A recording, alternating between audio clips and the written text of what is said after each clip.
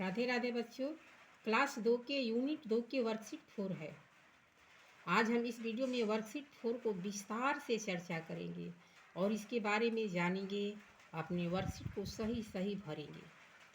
तो आप इस वीडियो को पूरा देखिए और अपने वर्कशीट को पूरा कीजिए। You have learn about water animals picture reading given in unit 2। कह रहा यूनिट 2 में आपने वाटर एनिमल यानी जलीय जंतुओं के बारे में सीखा और पढ़ा है। पिक्चर रीडिंग में पिक्चर रीडिंग जो पाठ है उस पिक्चर रीडिंग के यूनिट 2 में जलीय जंतुओं के बारे में पढ़ा है। Sort out the land and water animal and write their names in the space given below। Sort out कीजिए, छांटिए। Sort out means छांटिए।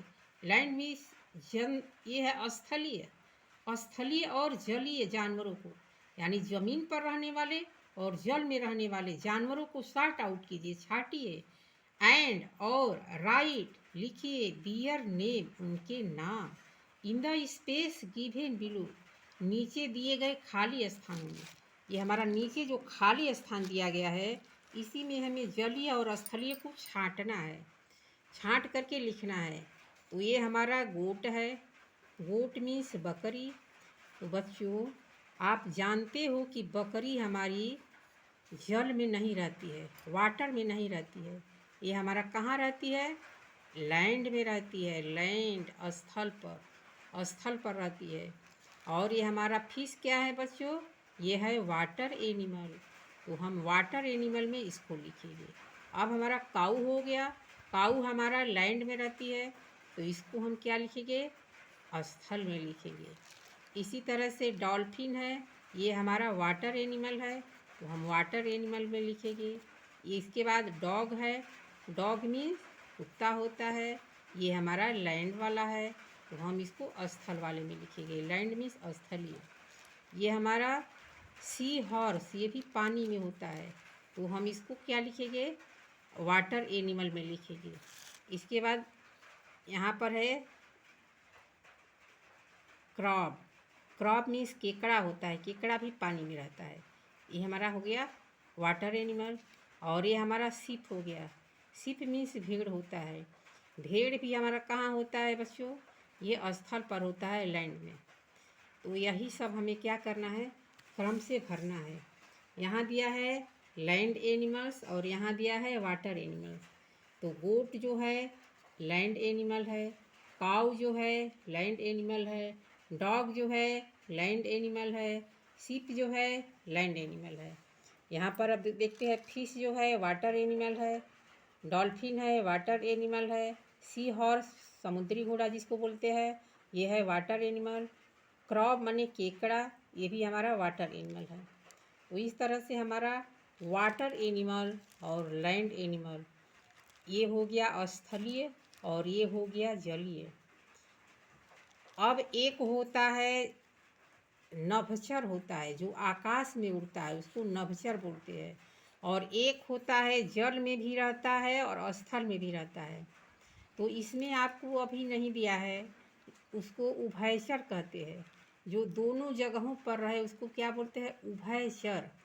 तो उभयचर यहाँ पर आपको नहीं बताया है, लेकिन आगे के क्लास में जाओगे तो आपको जल स्थलचर यानी जल में भी रहने वाले और स्थल में भी रहने वाले ऐसे जानवर का नाम बताओ जो जल में भी रह लेगा स्थल में भी रह लेगा, उससे आपको बताना पड़ेगा। तो संक्षेप के लिए हम बता देते हैं कि जो फ्रॉग होता है हमारा, फ्रॉग मेढक जिसको बोलते हैं, वो हमारा उभयचर होता है। उभयचर यानी जल स्थलचर, जल में भी रह सकता है और ज़मीन पर भी रह सकता है। तो ये हमारा क्या हो गया? उभयचर हो गया। अब नभचर क्या होता है बच्चों? नभचर का अर्थ होता है जो भी पक्षी है सब नभचर है। आकाश में उड़ने वाले जो भी होगा सब नभचर है। जितने पक्षी है, कौवा, तोता, गौरैया, मोर, ये कहते हैं कोयल, तीतर, बाज, कबूतर, बगुला, ये सब जितने पक्षी हैं ये नभचर कहलाते हैं। तो बच्चों आप तो जान ही गए हो, अब नभचर जान गए जो आकाश में उड़ता है, जलचर जान गए जो पानी में रहता है, अब उसके बाद थलचर जान गए, थलचर माने जो ज़मीन पर रहता है, और चौथा नंबर पर होगा जल स्थलचर। जल स्थलचर यानी जल में भी रहे और स्थल पर भी रहे, उसको जल स्थलचर कहते हैं।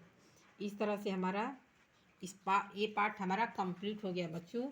इसी तरह से प्रत्येक पाठ को पढ़ो और मीनिंग वर्ड को याद करते जाओगे तो तुम्हारी पढ़ाई मजबूत हो जाएगी और पढ़ने में ठीक रहोगे। इसलिए क्या करना है बच्चों, पढ़ते जाओ। केवल वर्कशीट पूरा करने से कोई फ़ायदा नहीं होगा। वर्कशीट पूरा करते करते आप क्या करोगे, मीनिंग वर्ड याद कर जाओगे। ये सब मीनिंग वर्ड याद करोगे तो आपकी अंग्रेजी जो है मजबूत हो जाएगी, और जब जैसे जैसे क्लास बढ़ता जाएगा मीनिंग वर्ड आपका याद होता जाएगा, आपकी माइंड डिक्शनरी माइंड हो जाएगी और इंग्लिश में आप बहुत ही अच्छे हो जाओगे। अगर इंग्लिश आने लगेगी तो बड़े हो जाओगे तो कहीं भी अंग्रेजी में बातचीत करने में कोई दिक्कत नहीं होगी। इसलिए क्या करना है बच्चों, इस मीनिंग वर्ड को याद करना है। धन्यवाद। हम मिलेंगे अपने अगले वीडियो में।